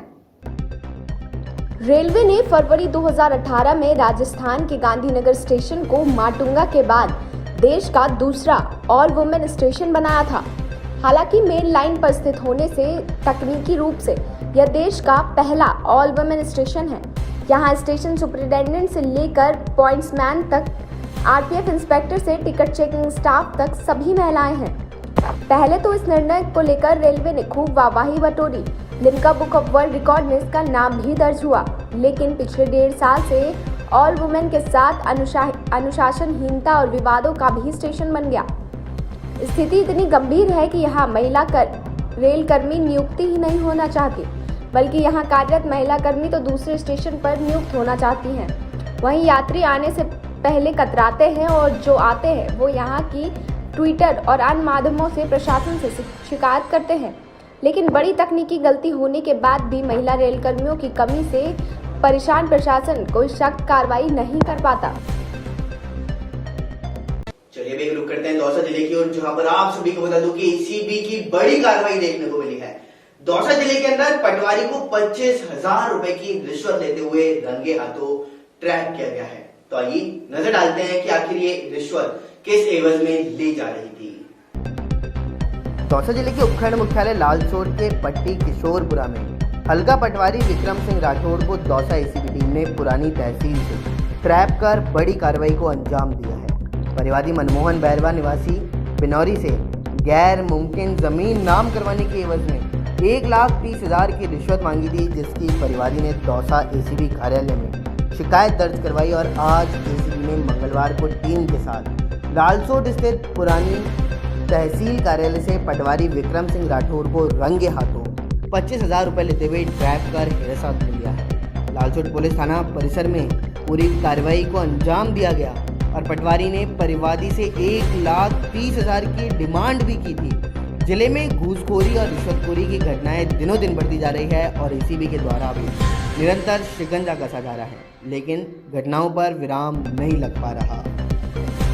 मैं मनमोहन बैरवा, गांव बिनौरी, तहसील लालसोट, जिला दौसा, निवासी बिनौरी का रहने वाला हूं। और मेरे से गैर मुमकिन आबादी भूमि थी, उसको नाम कराने के एवज में 1,30,000 रुपये की राशि विक्रम सिंह राठौड़ ने मांगी सर। और सर उन्होंने ये और बताया कि 30,000 रुपये तो इसके लगेंगे कि आपकी जो गैर मुमकिन जो आबादी भूमि है उसमें पशु चिकित्सालय और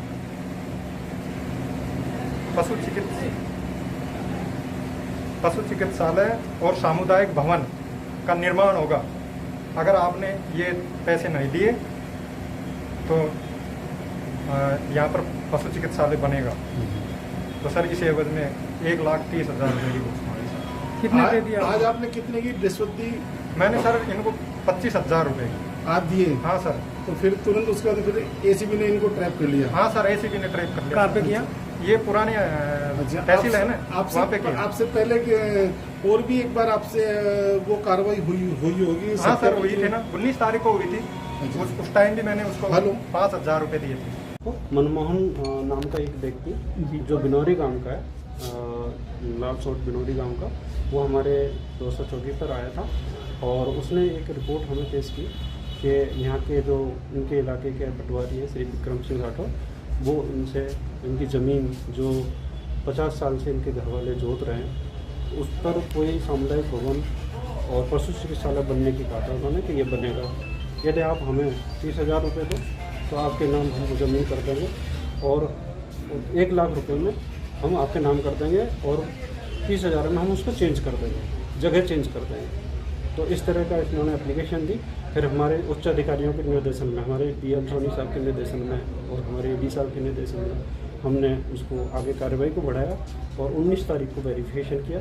तो मौके पर ही बात की इसने, तो 5,000 रुपये उसने ले लिए और आज के लिए 25,000 के लिए कहा था कि आप 22 तारीख को, या ये कहा जब भी मुझे टाइम मिलेगा। तो हम कल भी ट्राई किया, परसों भी ट्राई किया, लेकिन आज ये 25,000 रुपये लेते हुए अपने पुरानी तहसील है यहाँ पर, वहाँ पर इसको अरेस्ट किया। मतलब इनका सौदा इनका पूरा 1,30,000 था। इसमें पटवारी जी को क्या क्या करना था? पटवारी जी ने कहा था 30,000 तो इसमें जो मंदिर जो है पशु चिकित्सालय है और दूसरा एक पशु चिकित्सालय, दूसरा सामुदायिक भवन, बोले इसके लिए सरपंच जी के लेटर हेड पे कोई आदेश वगैरह इस तरह का कुछ बात चल रही है, तो ये आपके वहाँ बनेगा आपकी ज़मीन पर। और यदि आप 30,000 रुपये देंगे तो हम इस ज़मीन को, इस मंदिर वो जो सामुदायिक भवन है और पशु चिकित्सालय दूसरी जगह शिफ्ट कर देंगे। और यदि 1 लाख रुपये और दे दोगे तो जो ज़मीन है हम उसको आपके नाम कर देंगे। ये था, मतलब आबादी भूमि थी, गैर मुमकिन जमीन बता रहे हैं। पटवारी जी को ट्रैप के बाद गिरफ्तार कर लिया जी, अभी हमारी कार्रवाई चल रही है और हम उनको गिरफ्तार कर लेंगे। पटवारी जी के और घर पे या उनके ऑफिस में कहीं छानबीन की और क्या क्या है? हमारी एक टीम इनके घर है, वो अपन नई मंडी रोड दौसा में, वहाँ से हमारी एक टीम सर्च कर रही है। और कोई दस्तावेज मिले हों? अभी तो तक कुछ मिले नहीं, मिलेंगे आपको बता। नमस्कार, आप देख रहे हैं न्यूज 19 और मैं हूं आपके साथ स्वाति मिश्रा। इस हफ्ते की आपकी राशियों की ओर नजर डालते हैं और आपको बताएंगे कि आज क्या कुछ रहेगा आपकी राशियों का हाल, आपके नक्षत्रों का हाल और किस चीज को करने से आपको मिलेगा लाभ। सबसे पहले हम बात करेंगे मेष राशि की। आज का राशिफल। आज का दिन आपके लिए उन्नति के नए मार्ग खोलेगा। आज आपके कार्य क्षेत्र व नौकरी में कुछ अधिकार दिए जा सकते हैं जिन्हें आप अच्छे ढंग से निभाएंगे, जिसकी खुशी होकर आपके अधिकारी आपकी पदोन्नति भी कर सकते हैं। आज का दिन आपके लिए उत्तम रूप में फलदायक रहेगा। आज आप अपनी सभी जिम्मेदारियों को पूरा करेंगे। आपके संतान के विवाह में आ रही बाधा भी दूर होगी। सायंकाल का समय आज आप अपने माता पिता की सेवा में व्यतीत करें।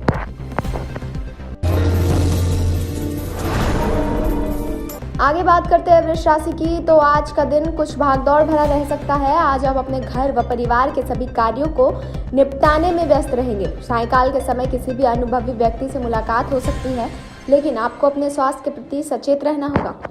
आपका अपने घर परिवार के सदस्यों से कोई वाद विवाद उत्पन्न हो सकता है, उसमें आपको अपनी वाणी पर नियंत्रण रखना होगा और बड़ों की बात मानना काफी हद तक अच्छा होता है, इसलिए उनकी बात मानें। अब बात करते हैं मिथुन राशि की। तो आज का दिन आपके लिए सुखद परिणाम लेकर आएगा। ऑफिस में आपको सम्मान प्राप्ति हो सकती है। आज आप अपने पुराने कर्ज को चुकाने में सफल रहेंगे, जिसमें परिवार के सदस्य आपकी मदद करेंगे, जिससे पारिवारिक एकता बढ़ेगी। सामाजिक व धार्मिक क्षेत्र में आज आपकी गति बढ़ती दिख सकती है। आज आप अपनी माताजी को कोई उपहार भेंट कर सकते हैं, जिसमें उन्हें खुशी होगी। ससुराल पक्ष में भी आज आपको धन्यवाद मिलता दिखाई दे सकता है। बात करते हैं कर्क राशि की। तो आज का दिन आपके लिए मिश्रित परिणाम लेकर आएगा। राजनीतिक व सामाजिक क्षेत्र में भी आज आपको अच्छी सफलता प्राप्त होगी। रात्रि का समय आज आपका कुछ समय परिजन के साथ व्यतीत करें, इससे आपके हर्षोल्लास में वृद्धि होगी। यदि आप किसी संपत्ति को खरीदने का मन बना रहे हैं तो उसके लिए आज का दिन सही रहेगा। आज आपको अपने किसी दोस्त की मदद के लिए आगे आना पड़ सकता है। सायंकाल का समय आज अपने परिवार और सदस्यों के साथ कहीं घूमने फिरने का प्लान बना सकते हैं। अब हम बात करते हैं सिंह राशि की। तो आज का दिन आपके लिए आश्चर्यचकित करने वाला रहेगा। आज आप जिस कार्य को करेंगे वह अधिक मेहनत ना किए हुए पूर्ण होगा, जिससे आपको हैरानी होगी और आप अपने कार्यों को आसानी से पूरा कर सकेंगे। दुकान का कार्यालय में आज आप टीम वर्क के जरिए किसी समस्या का समाधान निकालने में कामयाब रहेंगे। आगे बढ़ते हम कन्या राशि की ओर। तो आज का दिन थोड़ा अलग सा भरा रह सकता है। यदि आप अपने व्यवसाय में आलस्य दिखाएंगे तो आपको नुकसान उठाना पड़ सकता है। आज नौकरी में आपको अपनी महिला सहकर्मी व अधिकारियों का सहयोग मिल सकता है, जिससे आपके अधिकारों के वेतन में वृद्धि होगी। कार्यालय में भी आज कोई नई परिवर्तन होगा, जिससे आपको लाभ की आवश्यकता होगी। यदि आज आपकी नौकरी में किसी चीज़ से हटकर कोई बात होती होगी तो आपको फायदा होगा, इसलिए आपको सतर्क रहना होगा। बात करते तुला राशि की, तो आज का दिन आपके लिए उत्तम फलदायक रहेगा और आज आपकी किसी प्रभावशाली व्यक्ति से मुलाकात हो सकती है, जिससे आपको अपने बिजनेस में फायदा होगा। किसी ना कार्य की शुरुआत करने से पहले संवैधानिक और तकनीकी पहलुओं पर गंभीरता से विचार करें, नहीं तो आपको नुकसान उठाना पड़ सकता है। आज आप अपने घर में पुराने लंबे समय से रुके हुए कार्य को पूरा करने की कोशिश करेंगे, जिसमें आपको सफलता प्राप्त होगी। अब हम बात करते हैं वृश्चिक राशि की, तो आज का दिन आपके लिए उन्नति के अनुकूल परिणाम लेकर आएगा। आज आपको हर कार्य में खुशी का अनुभव होगा, क्योंकि आज आप जिस कार्य में हाथ डालेंगे उसमें आपको सफलता प्राप्त होगी। आगे बढ़ते हैं धनु राशि की ओर। तो आज का दिन आपके लिए मिला जुला रहेगा। आज आप अपने घरेलू सामानों की खरीदारी में कुछ धन व्यय करेंगे, जिससे आपको आय और व्यय दोनों में संतुलन बनाए रखना होगा, नहीं तो आपकी आर्थिक स्थिति को बिगाड़ सकता है। आज आप कर्जे से मुक्त हो जाएंगे। वहीं कार्य क्षेत्र में आज आपके सुझावों का स्वागत भी होगा। वहीं हम बात करें मकर राशि की, तो आज का दिन आपके लिए निश्चित परिणाम लेकर आएगा। आपके परिवार में अपने भाई व बहन के विवाह का प्रस्ताव मंजूर हो सकता है, जिससे परिवार के सदस्य में खुशी की लहर दौड़ेगी। यदि आज आपका कोई रिश्तेदार आपसे उधार मांगे तो सोच विचार कर दे, क्योंकि यह धन बाद में आपके रिश्ते में दरार डाल सकता है। वहीं अब बात करते हैं कुंभ राशि की, तो आज का दिन आपके लिए सामान्य रहेगा। आज आप धार्मिक कार्यों में बढ़ चढ़ कर हिस्सा लेंगे और उसमें आप कुछ व्यय भी कर सकते हैं। राशिफल में आज के लिए बस इतना ही। देश और दुनिया की तमाम खबरों के लिए देखते रहिए न्यूज़ 19। वहीं वन कर्मियों पर खनन माफिया का हमला। खनन माफिया का जेसीबी से जानलेवा हमला। रात्रि गश्त कर रहे थे वन कर्मी। दौसा में बसवा के जाजीरामपुरा गांव की यह घटना बताई जा रही है, जहां लाठी सरिये से हमला किया गया। 2 वनकर्मी घायल हो गए, एक को गंभीर चोटें आई हैं। Good morning and welcome to News 19. Let's have a quick look on big news so far. On the occasion of Yoga Day, the Chief Minister said that yoga has been included in the curriculum of students from class 1 to 10 in order to make yoga an integral part of every person's life. On this occasion, Haryana Yoga Commission Chairman Dr. Jabir Arya got yoga practiced in a program organized at the Chief Minister's residence, which was broadcasted live across the state. Former Congress State President Narayan Singh has also jumped in the ongoing pressure between Chief Minister Ashok Gehlot and former Deputy Chief Minister Sachin Pilot. Narayan Singh has issued a written statement in the sync with the pilot camp. Narayan Singh's son Vijendra Singh, the Congress MLA from Tata Ramgarh, and these days his inclination is believed to be towards Sachin Pilot. The factionalism and the tussle that has been going on in the Punjab Congress at the last few days has now reached Delhi. Punjab Chief Minister Captain Amrinder Singh will appear before 3 members All India Congress Committee panel on Tuesday. After this, the captain can also meet Congress President Sonia Gandhi. Congress leader Rahul Gandhi has been a constant attacker on the Modi government regarding the situation of corona in the country. In this connection, he also held a press conference on Tuesday. During this, Rahul, in the direct attack on the Prime Minister Narendra Modi, said that in the second wave of corona, the focus of the Prime Minister was not on the oxygen but on Bengal. The Congress leader has also released a report of COVID management. He named it White Paper. Rahul says the purpose of this White Paper is to help the country avoid the third wave of corona. The second wave became dangerous because of the negligence of the government. Now the third wave has to prepare in advance. Prime Minister Narendra Modi is due to meet the leader of political parties of Jammu Kashmir on June 24th. Earlier on Tuesday, the political parties of Kashmir has been called a meeting of Gupkar Alliance. Will include leaders of 6 parties led Farooq Abdullah's National Conference, Bahuwa Mufti's People Democratic Party. The meeting is scheduled to take place at Farooq Abdullah's house. In this, it can be discussed whether or not the Prime Minister will attend the meeting.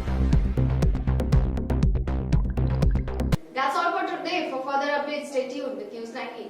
Jaipur में corona vaccination camp में हंगामा। गांधीनगर मातृ शिशु कल्याण केंद्र का मामला ये बताया जा रहा है, जहां कोरोना वैक्सीन लगाने पहुंचे लोगों का भी नंबर नहीं आया तो कुछ देर इंतजार के बाद लोगों ने हंगामा कर दिया। इस दौरान मेडिकल स्टाफ से हाथापाई तक की नौबत आ गई। हालात बिगड़ते देख लोगों को केंद्र से बाहर कर चैनल गेट बंद करना पड़ा। लोगों का आरोप है कि स्लॉट आवंटन के बावजूद उन्हें वैक्सीन नहीं लगाई गई। नमस्कार, स्वागत है आपका न्यूज 19 में और मैं हूं आपके साथ स्वाति मिश्रा। आइए अब तक की तमाम बड़ी खबरों की ओर नजर डालते हैं फटाफट अंदाज में। पुष्कर मामले पर सतीश पूनिया का बयान। सतीश पूनिया ने कहा, सरकार का इकबाल खत्म हुआ। इस प्रकार की घटनाएं समाज को परेशान करती हैं। अपनी जिम्मेदारी से मुख्यमंत्री गृह मंत्री बच नहीं सकते। उपनेता प्रतिपक्ष राजेंद्र राठौर का भी बयान सामने आया है। लोमहर्षक घटना, एक मासूम को पत्थर से कूट कर मार दिया जाना दुर्भाग्यपूर्ण है। राजस्थान रेगिस्तान बन चुका है। आम आदमी ऐसी घटनाओं से बेहद त्रस्त है। बलात्कार की दृष्टि से राजस्थान प्रथम स्थान पर आ चुका है। जैसलमेर के मोहनगढ़ पुलिस थाने के हेड कांस्टेबल ने की आत्महत्या। अपने आवास पर फांसी लगाकर की आत्महत्या। फिलहाल आत्महत्या के कारणों का पता नहीं चल पाया है। जिले के रामगढ़ कस्बे का निवासी भजन लाल है मृतक।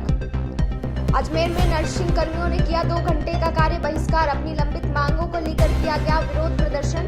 इमरजेंसी वार्ड के बाहर किया विरोध प्रदर्शन। जल्द मांगे पूरी करने की मांग। 10 यूटीबी नर्सेस को हटाने का कर रहे हैं विरोध। जल्द इन्हें नियुक्ति देने की भी मांग कर रहे हैं। जोधपुर में बीएसएफ कांस्टेबल भर्ती धांधली। बीएसएफ कांस्टेबल भर्ती में धांधली। अभ्यर्थियों की पुनः स्वास्थ्य जांच के चलते लिए गए रुपए। बीएसएफ की रिपोर्ट पर सीबीआई की जांच। एक अभ्यर्थी के फॉर्म पर मिले अकाउंट नंबर। स्वास्थ्य परीक्षण बोर्ड में शामिल डॉक्टरों के जालंधर बैंक का खाता नंबर निकला। 4 लाख रुपए जमा इस खाते में। पड़ताल में एक अभ्यर्थी के फोन से ट्रांजैक्शन होने की बात भी सामने आई है। पुष्कर में 11 वर्षीय मासूम के साथ बलात्कार के बाद हत्या। पुष्कर के निकट एक ही गाँव में पहाड़िया में मिला शव। मंगलवार रात पुष्कर पुलिस ने शव कब्जे में लेकर जांच शुरू की। ग्रामीणों में आक्रोश। अज्ञात आरोपी को जल्द गिरफ्तार करने की उठाई जा रही है मांग। उदयपुर में फूड पॉइजनिंग का मामला। अभी भी हॉस्पिटल में मरीजों के आने की क्रम जारी। कल शाम से अब तक 150 मरीज पहुंच चुके हैं। हॉस्पिटल अलग अलग वार्डों में भर्ती किया जा रहा है। चिकित्सकों की विशेष टीम को किया गया है तैनात। सभी की स्थिति बताई जा रही है खतरे से बाहर। पंजाब कांग्रेस के पिछले कुछ दिनों से जारी गुटबाजी और खींचातान अब दिल्ली तक पहुंच गई है। पंजाब के मुख्यमंत्री कैप्टन अमरिंदर सिंह मंगलवार को ऑल इंडिया कांग्रेस कमेटी के 3 सदस्यीय पैनल के सामने पेश होंगे।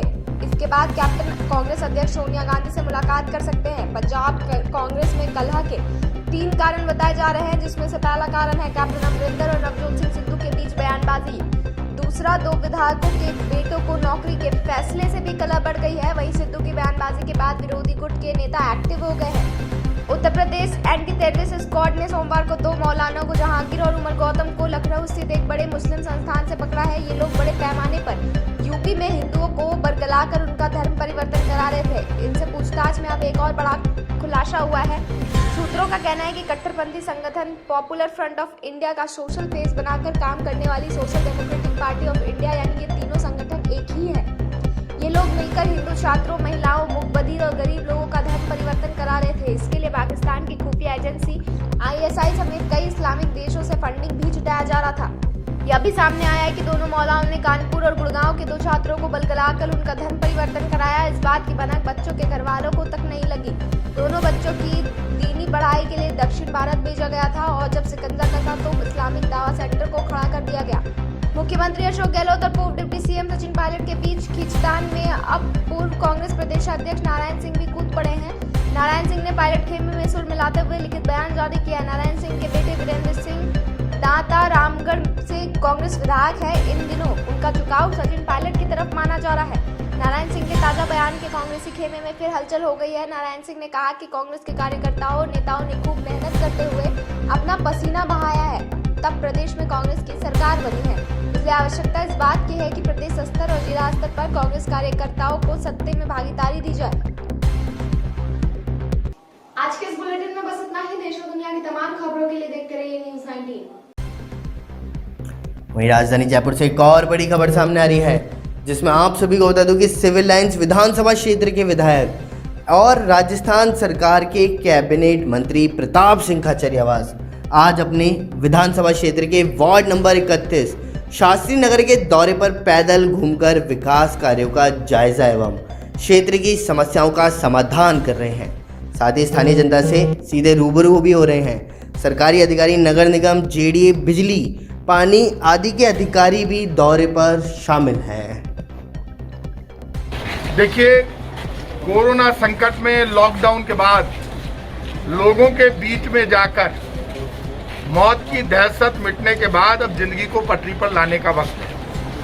इसलिए घरों पर लोगों से मुलाकात करना, विकास कार्य देखना हमारी जिम्मेदारी है। फुटपाथ पर काम करने वाला, ऑटो रिक्शा वाला, टांगे वाला, जो मेहनतकश मजदूर है, उनके बीच में कच्ची बस्तियों में हम घूम रहे हैं और यही देख रहे हैं कि हालात क्या है। जिंदगी को पटरी पर लाने के लिए सारे विभाग के अधिकारी मेरे साथ हैं।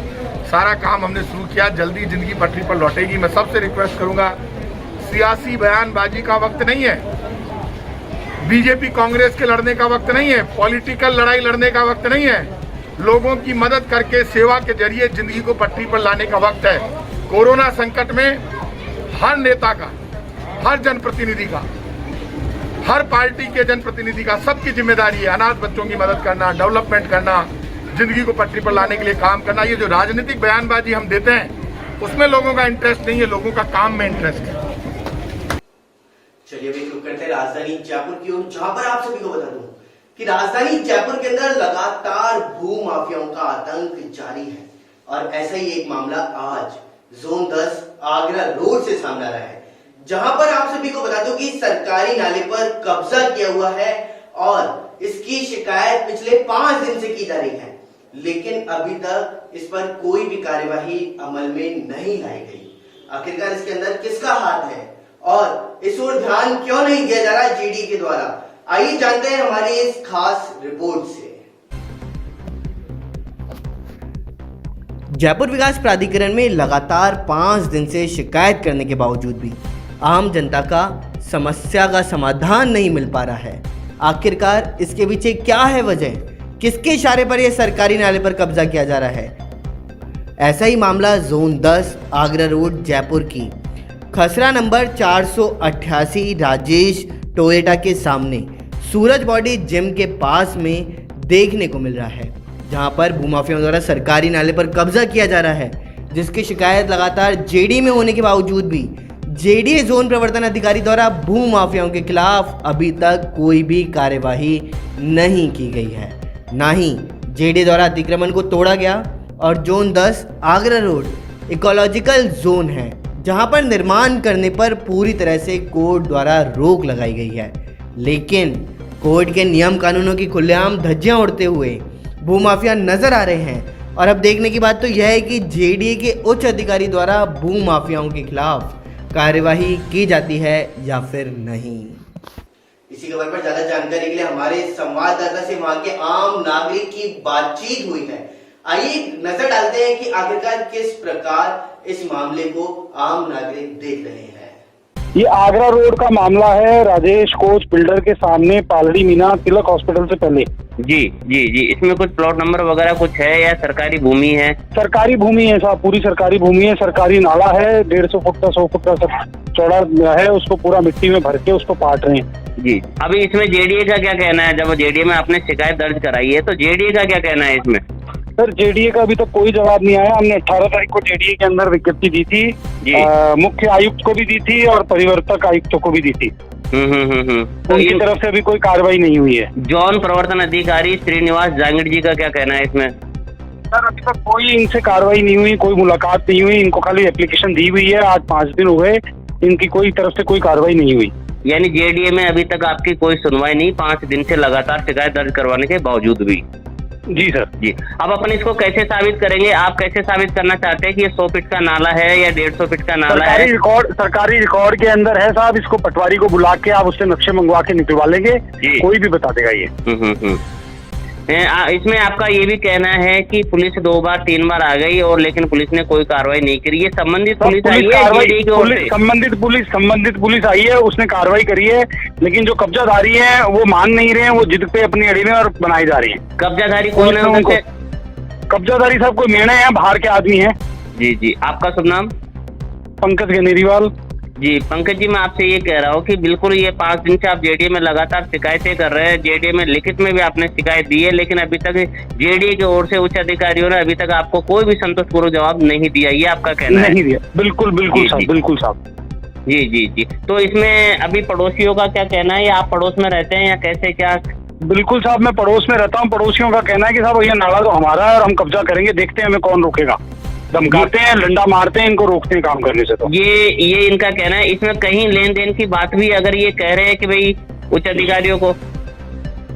नहीं साहब, लेन देन की हमारे सामने कोई बात नहीं है। कोई बात नहीं है।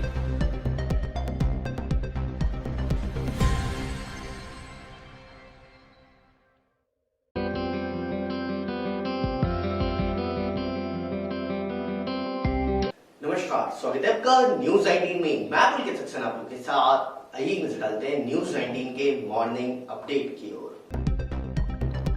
देश में कोरोना रोधी टीकाकरण की संशोधित दिशा निर्देशों के बाद 21 जून को सबसे ज्यादा वैक्सीनेशन किया गया। स्वास्थ्य और परिवार कल्याण मंत्रालय के अनुसार देश में 22 जून सुबह 8 बजे तक 86,16,373 खुराकें दी गई। सभी राज्यों में सबसे ज़्यादा टीकाकरण मध्य प्रदेश में किया गया है। यहाँ पर 16 लाख से अधिक लोगों को कोविड रोधी टीका लगा चुके हैं। अकेले इंदौर जिले में 2.2 लाख टीके की खुराकें गई हैं, तो सोमवार को दिल्ली में हुए टीकाकरण से यह 3 गुना ज़्यादा है। न्यूजीलैंड के उभरते तेज गेंदबाज काइल जैमिसन ने वर्ल्ड टेस्ट चैंपियनशिप फाइनल में पहली पारी में भारत के बल्लेबाजों को खूब परेशान किया। 6 फीट 8 इंच लंबे जैमिसन ने 31 रन देकर के 5 विकेट लिए हैं। उन्होंने विराट कोहली, रोहित शर्मा के बड़े विकेट लेने के साथ ही ऋषभ पंत, ईशांत शर्मा, जसप्रीत बुमराह को अपना शिकार बनाया है। फाइनल में जिस तरह से जैमिसन ने गेंदबाजी की, उन्हें आने वाले समय का महान गेंदबाज माना जा रहा है। कोरोना वायरस संक्रमण से लोगों को बचाने के लिए देश में 21 जून से बड़े स्तर पर टीकाकरण का अभियान शुरू किया गया है। इसी के तहत 18 साल की उम्र से अधिक के सभी लोगों को सरकार की ओर से निःशुल्क कोरोना वैक्सीन लगाई जाएगी।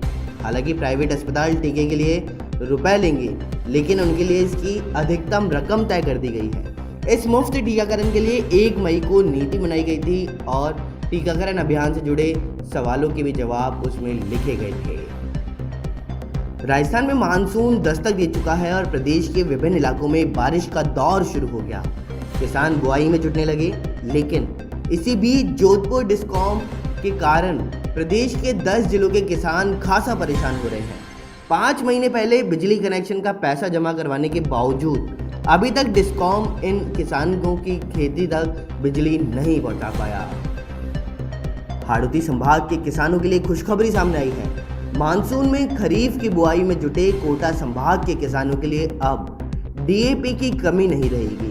इलाकों में डीएपी की किल्लत की खबरों की जानकारी सामने आने के बाद कोटा बूंदी सांसद एवं लोकसभा अध्यक्ष ओम बिरला ने इस मामले में दखल दिया है। उसके बाद अब डीएपी के 2 रैक इफ्टो और कोटा के लिए रवाना कर दिए गए।